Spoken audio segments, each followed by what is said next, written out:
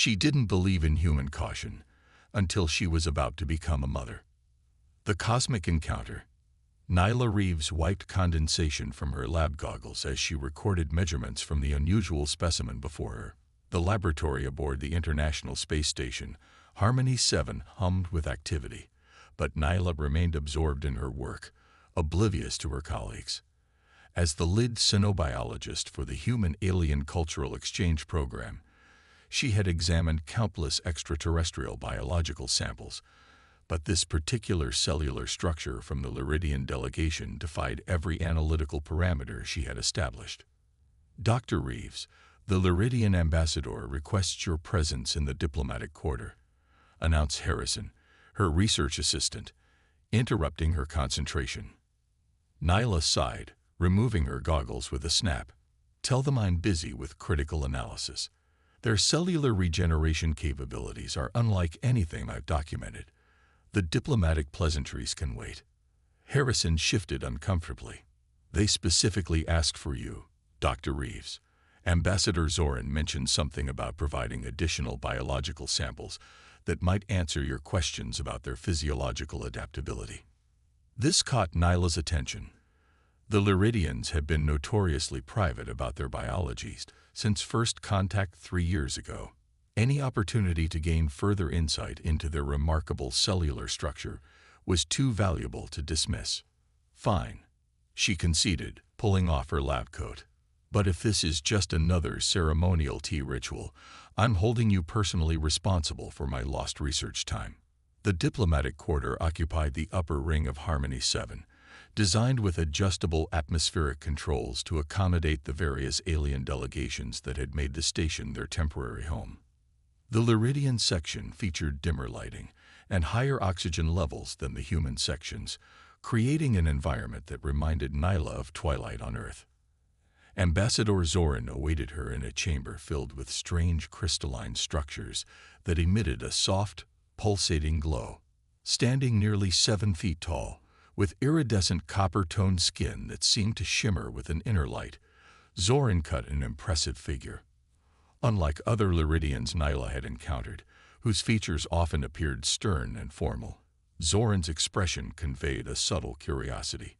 Dr. Reeves, the ambassador's voice resonated with a melodic quality typical of the Lyridian species. I appreciate your making time in your busy schedule. I understand you have biological samples for my research, Nyla replied, skipping the customary pleasantries. Her directness had often been criticized by her superiors, but she had little patience for diplomatic dance steps when scientific discovery awaited. To her surprise, Zoran smiled, an expression rarely seen on Lyridian faces, always straight to the matter at hand. This is why I requested you specifically, Dr. Reeves. You treat us as equals rather than curiosities or diplomatic obligations. Nyla raised an eyebrow. Ambassador, I treat everyone equally, as potential subjects of scientific inquiry. This elicited a deep, resonant laugh from Zoran. Indeed, which is precisely why I'm offering something unprecedented, a direct biological exchange rather than mere samples. Meaning? Nyla's scientific curiosity was fully engaged now. I propose a collaborative study. Our species has been cautious about sharing our biological secrets, but your research suggests you've already deduced aspects of our physiological structure that took our own scientists generations to understand. Zoran gestured to a sealed container on a nearby table. These are not merely random samples, but carefully selected biomaterial that demonstrates our adaptive capabilities. Nyla approached the container, examining its contents through the transparent lid. Inside lay what appeared to be living tissue samples, but unlike any she had been permitted to study before. Why now? And why me? She asked, unable to mask her excitement. Our Council of Elders believes the time for greater understanding between our species has come. As for why you? Zoran paused, those luminous eyes studying her with unsettling intensity. Your research papers show an intuitive grasp of xenobiology that surpasses your colleagues. You see connections others miss. Nyla felt strangely flattered by this alien's assessment of her work. Am I to understand I'll have unrestricted access to study these samples? With one condition, Zoran replied, moving closer. We study them together. There are aspects of our biology that cannot be understood through instruments alone. Certain adaptive reactions occur only in proximity to another living being. Warning bells should have sounded in Nyla's mind. Standard protocol strictly prohibited unsupervised interaction with alien biological material. Yet the scientist in her was already calculating the groundbreaking potential of such collaboration. You're asking me to bypass security protocols established since first contact, she stated, not as an objection, but as an acknowledgement of fact. I'm asking you to advance science beyond artificial boundaries, Zoran countered. Your own directors praise your brilliance while lamenting your disregard for caution. Perhaps this is why you've made more discoveries in 3 years than your entire department has in a decade. Nyla couldn't help but smile at this accurate assessment of her reputation. My colleagues do tend to move with glacial caution. But there are reasons for protocols. Indeed, safety, security, predictability. Zoran nodded. All worthy considerations for most researchers. But you and I both know breakthrough discoveries rarely happen within comfortable parameters. The ambassador was deliberately appealing to her scientific ambition, Nyla realized, and it was working. The potential knowledge to be gained outweighed theoretical risks. Besides, she had always trusted her own judgment over institutional caution. When do we begin? She asked. Decision made.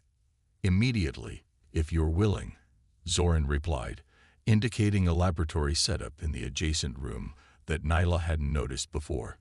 Your superiors have been informed that we are conducting a preliminary exchange of scientific methodologies. They need not know the specifics until we have results worth sharing. Over the following weeks, Nyla and Zoran's collaboration progressed from formal research partners to something approaching friendship. The Lyridians' insights into cellular regeneration proved revolutionary, while Nyla's experimental approaches revealed aspects of Lyridian biology that their own scientists had overlooked. What neither had anticipated was the subtle biological synchronization occurring between them. Lyridian cellular structures, they discovered, could harmonize with compatible host species through prolonged proximity. This phenomenon had never been documented because no human researcher had spent such intensive periods studying living Lyridian biological material while in direct contact with a Lyridian. This is extraordinary, Nyla exclaimed one evening, examining cellular images on her tablet. Your cells are adapting to human biochemical patterns far more rapidly than should be possible, creating a biological bridge between our species. Zoran's expression grew serious. On my world, such cellular harmony between different species would be considered deeply significant, almost sacred. On mine, it would be considered a breakthrough worthy of multiple scientific awards. Nyla laughed, missing the deeper implication. There is another aspect of Lyridian biology I have not shared, Zoran said carefully. When our cellular structures harmonize with another species, it creates possibilities that transcend ordinary biological limitations. What kind of possibilities? Nyla asked, still focused on the data rather than the growing personal connection between them. In rare cases, it can enable biological compatibility that would otherwise be impossible, Zoran explained. Our ancestors called it the joining, a phenomenon where genetic barriers dissolve. Nyla finally looked up from her tablet, meeting Zoran's intense gaze. Are you suggesting what I think you're suggesting? I am merely stating a biological fact, the ambassador replied. Whether it has relevance beyond our research is a separate question. The implication hung in the air between them, scientific curiosity gradually transforming into something more complex. In that moment, Nyla should have remembered the protocols, the warnings about unpredictable alien biology, the caution her colleagues always urged. Instead, she saw only an unprecedented opportunity to understand alien biology in the most fundamental way. Well, she said finally, setting aside her tablet. In the interest of thorough scientific inquiry, Perhaps we should explore all aspects of this cellular harmonization. For research purposes, of course. Of course, Zoran agreed, a smile playing at the edges of those alien features. Purely scientific curiosity. Neither of them could have predicted how thoroughly their research would rewrite the understanding of interspecies biology, or that Nyla would soon have cause to reconsider her lifelong dismissal of caution. Defying biological odds.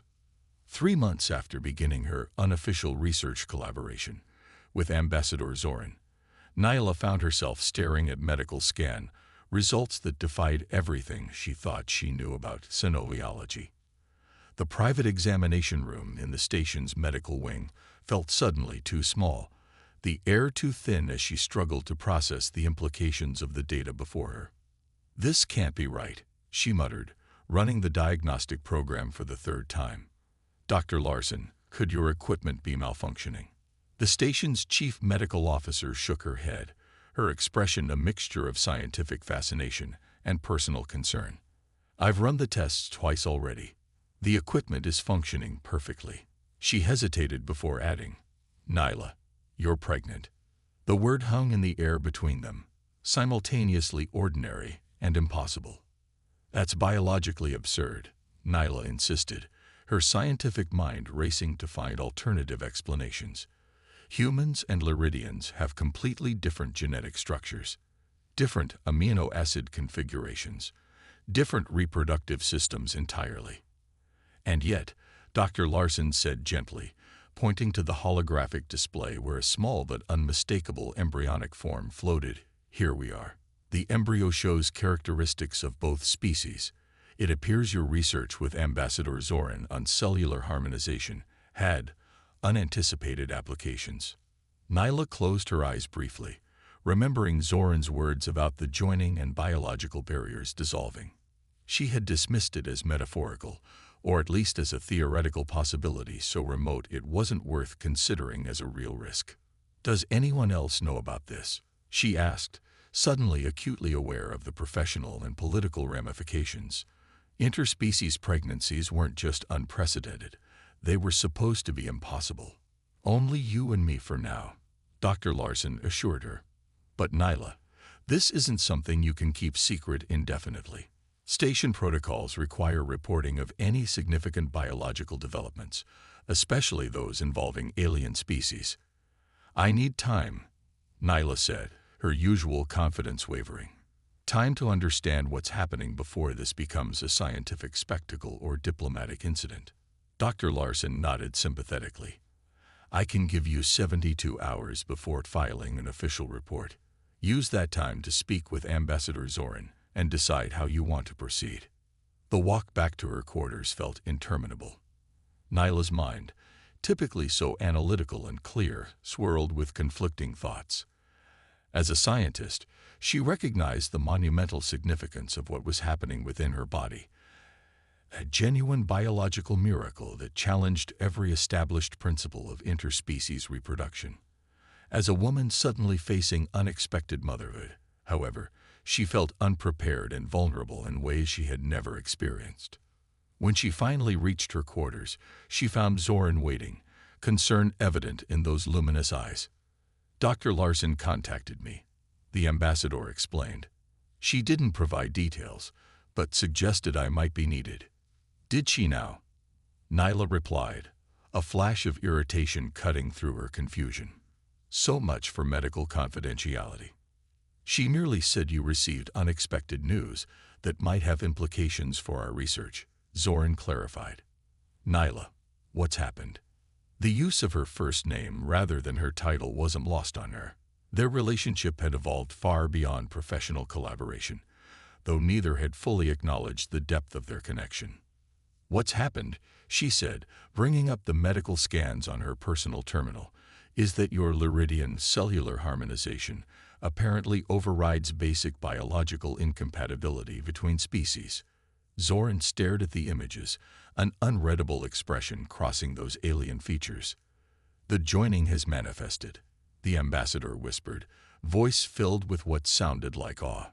"In all our recorded history, this has occurred only 3 times with other species, and never with humans." You knew this could happen, Nyla demanded, anger flaring. You knew and didn't warn me. I told you about the joining, Zoran replied calmly. But its manifestation requires such specific conditions that our scientists consider it largely theoretical. The biological compatibility must be perfect, the cellular resonance exact, and the connection between individuals must be profound. Nyla paced the small confines of her quarters. Well, theoretical or not, I'm carrying what appears to be the first human Lyridian embryo in existence. In 72 hours, Dr. Larson will file an official report, and then everyone from station administration to Earth's Xenobiological Ethics Committee will be involved. And what do you want? Zoran asked quietly. The question stopped Nyla's pacing. Throughout her career, she had pursued scientific discovery with single-minded determination, often dismissing personal considerations. But this was different. This wasn't just a research breakthrough. It was her body, potentially her child. I don't know, she admitted, the uncertainty unfamiliar and uncomfortable. As a scientist, I recognize the significance. This could revolutionize our understanding of interspecies biology. But as the person experiencing it, she trailed off. Zoran moved closer, those copper-toned hands gently taking hers. On my world, such a manifestation would be considered sacred, a blessing from the cosmic forces that bind all life together. On my world, Nyla countered, it would be sensationalized, scrutinized, and subjected to endless ethical debates. Then perhaps we should consider options beyond your world or mine, Zoran suggested. Nyla looked up sharply. What are you saying? The Lyridian diplomatic vessel departs for our colony on Proxima Centauri in 2 days. I could arrange passage for both of us. There, away from Earth's immediate jurisdiction and media attention, we could better understand what's happening before deciding how to proceed. The suggestion was tempting. The Proxima colony housed one of the most advanced Lyridian research facilities outside their home system. But leaving would mean abandoning her position, her research, potentially being labeled a deserter or worse. That would be running away, she said, though without much conviction. It would be buying time, Zoran corrected. Time to understand this miracle without it becoming a spectacle or political chess piece. Before Nyla could respond, her communication terminal chimed with an incoming priority message. Director Whitfield's stern face appeared on screen. Dr. Reeves, he began without preamble. I just received a concerning report about unauthorized genetic experimentation involving the Lyridian delegation. Report to my office immediately. The screen went dark before she could respond. Someone informed him, Nyla realized aloud. But who? Dr. Larson promised me 72 hours. Not everyone on this station appreciates our growing alliance, Zoran said grimly. There are factions on both sides who would prefer to maintain distance between our species. The implications of Zoran's words stank in. Beyond the personal and scientific aspects of her situation lay complex political considerations. Earth's relationship with the Lyridian Confederacy remained tentative, with conservative elements on both sides resisting deeper integration. Her pregnancy could become a flashpoint, either a symbol of unprecedented unity or a catalyst for renewed suspicion. I need to think, she said, moving to the viewport where Earth hung like a blue jewel against the blackness of space. Throughout her life, Nyla had prided herself on rational decision-making, on choosing knowledge over caution. Now, for the first time, she felt protective instincts stirring, not just for herself, but for the impossible life developing within her. What would happen, she asked slowly, if we simply announced this publicly? If we presented it as a breakthrough achievement in interspecies relations? Some would celebrate it, Zoran acknowledged. Others would demand its termination as an unnatural aberration. Earth's religious communities would be divided, as would Lyridian conservative factions. Both our governments would likely insist on taking custody of you, and eventually the child, for study and protection. Neither option sounds particularly appealing, Nyla said dryly. There is a third possibility, Zoran suggested carefully. We could seek asylum with the Galactic Coalition.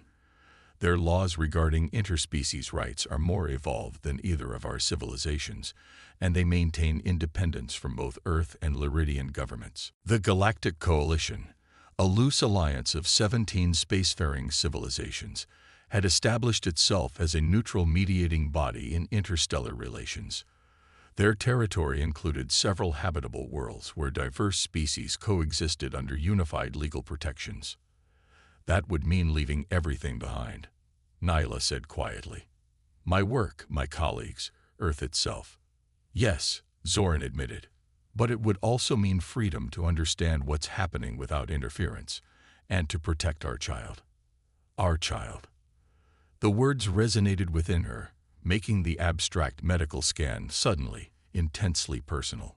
For the first time, Nyla fully grasped that this wasn't just an unprecedented biological phenomenon. It was a baby, hers and Zoran's, a living bridge between their species.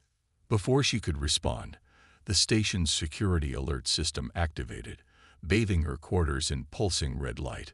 Security alert. All personnel report to designated safety zones. Unauthorized vessel attempting forced docking at Ring 3. This is not a drill. Nyla's eyes met Zoran's, understanding passing between them without words. Someone had moved against them already, not waiting for official channels. We need to leave, Zoran said urgently. Now. As if responding to their heightened emotions, Nyla felt a strange sensation, a fluttering awareness that seemed to emanate from the new life within her. In that moment, everything changed. The scientific curiosity that had driven her research, the ambitious disregard for caution that had defined her career, all of it receded before a new primal instinct. Yes, she agreed, gathering only her research tablet and medical scanner. Let's go. As they slipped from her quarters, using Zoran's diplomatic access codes to bypass the lockdown protocols, Nyla realized that for the first time in her life, she was choosing protection over discovery, caution over curiosity. And somehow, it felt right.